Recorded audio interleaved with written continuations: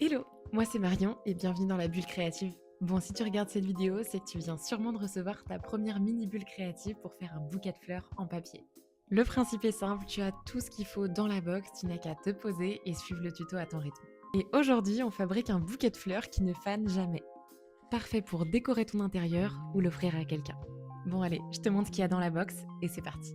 Petit point matériel avant de commencer. Vous avez un morceau de craft, un ruban, 2 élastiques, une bougie chauffe-plat, des bâtons de colle chaude, des pics en bois et des feuilles de 11 couleurs différentes.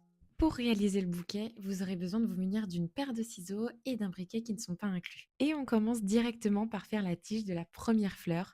Vous avez besoin d'une demi-feuille que vous allez enrouler autour du pic en bois grâce à la colle chaude. Je fais une petite pause dès maintenant pour vous avertir quant à la bougie et à la colle chaude. Je ne vous apprends rien, ça brûle, mais faites bien attention à vos doigts et surtout ne jamais mettre le bâton de colle en contact avec la flamme.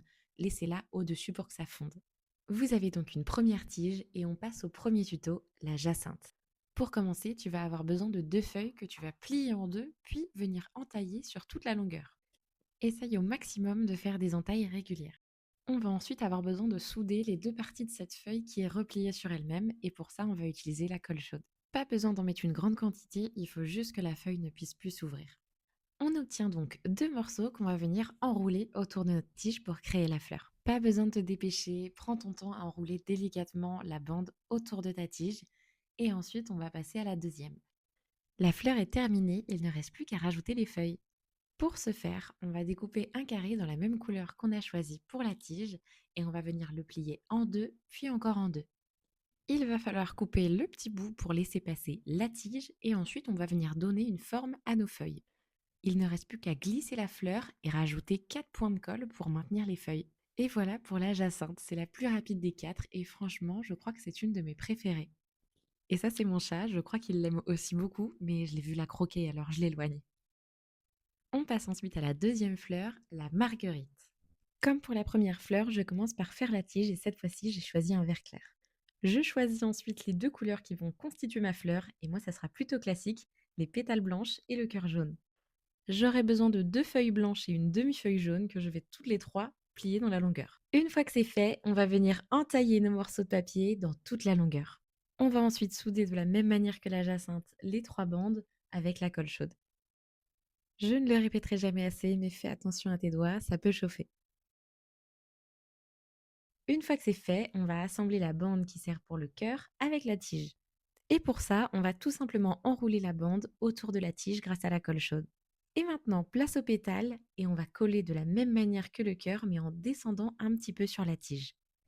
Et on vient faire de même avec la deuxième bande. Comme ça, elle me plaît déjà, mais moi je préfère élargir les pétales. Regarde ce que ça donne. On vient ensuite faire les feuilles. Même chose, on découpe un carré qu'on vient plier en deux, puis encore en deux. On découpe le petit bout pour laisser passer la tige et on vient donner une forme. Plus qu'à déposer 4 points de colle pour maintenir les feuilles avec la fleur et c'est déjà terminé. Et maintenant, place à la tulipe. On commence par la tige, mais cette fois-ci, on passe très vite parce que tu l'as déjà vue 2 fois. Pour cette fleur, je n'aurai besoin que d'une feuille que je vais plier dans la diagonale pour créer un carré de la largeur de cette feuille. Je viens marquer la deuxième diagonale avant de retourner ma feuille et de la plier en deux. Avec les plis, tu devrais facilement arriver à un triangle comme moi sur la vidéo. Et pour cette partie qui est un peu plus compliquée, je te montre ça de plus près. Tu vas venir rabattre le bas du triangle vers le haut et ce, 4 fois. Une fois que c'est fait, tu vas venir ouvrir ton losange pour avoir 2 faces planes. Et on va encore faire 4 petits triangles pour donner une forme de cerf-volant. Fais bien attention, il faut que la partie ouverte soit vers le bas. Et on fait la même chose pour les 2 autres de l'autre côté. Ensuite, il va falloir faire un trou. Vous pouvez vous aider du pic en bois et regardez bien le sens dans lequel je le fais. Et on va venir souffler pour faire gonfler la tulipe. Petit détail, on va venir emboîter les 2 angles droits et pour que ça tienne, un tout petit point de colle. Et on fait ça des 2 côtés. Si jamais nos manipulations ont un peu dégonflé la fleur, on peut souffler une dernière fois et ensuite on vient corner le haut des pétales.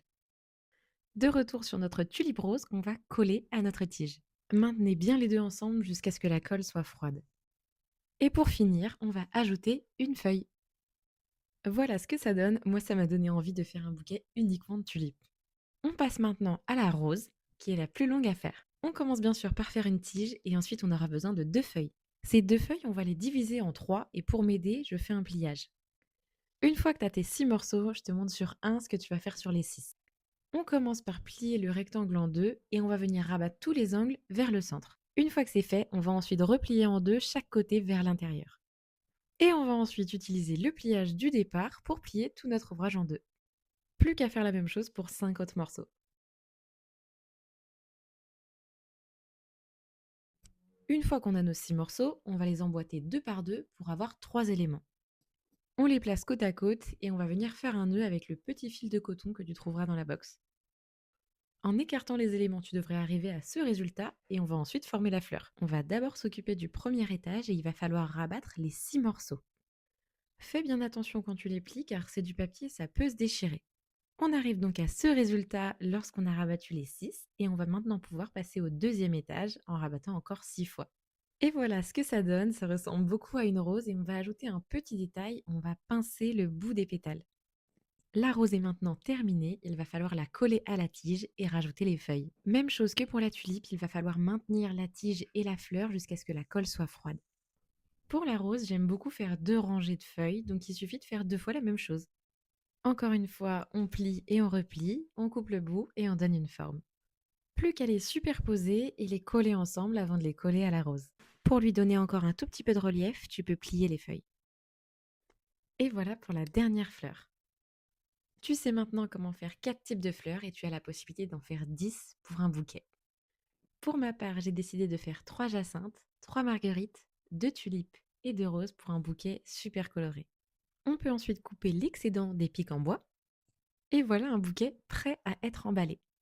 On commence par réunir le bouquet grâce aux 2 élastiques fournis dans la box et on passe ensuite au papier craft qu'on va venir rabattre vers l'intérieur des deux côtés. On emballe ensuite notre bouquet et on peut découper l'excédent si jamais il y en a. Dernier petit détail qui fait toute la différence, le ruban. Le conseil pour un nœud papillon réussi, une fois que vous avez fait un nœud simple, il faut inverser les 2 morceaux de ruban avant de faire votre nœud. Et voilà, c'est déjà fini. Selon moi, c'est parfait. Je vous laisse admirer encore quelques secondes la beauté de ce bouquet, mais je suis sûre que les vôtres seront encore plus beaux. Et voilà, ton bouquet est terminé. J'espère qu'il te plaît et que tu as passé un bon moment en le créant. Le petit plus de ce projet, c'est que tu n'as aucune obligation de coloris, tu as des feuilles à disposition et c'est toi qui choisis. Chaque bouquet est unique et je trouve que c'est ça qui rend le projet encore plus chouette. Si tu veux me montrer le tien, ce serait avec grand plaisir, que ce soit par mail ou sur les réseaux sociaux. Je suis impatiente de voir vos résultats. En tout cas, remercie-toi d'avoir pris un peu de temps pour toi et on se voit très vite pour une prochaine box.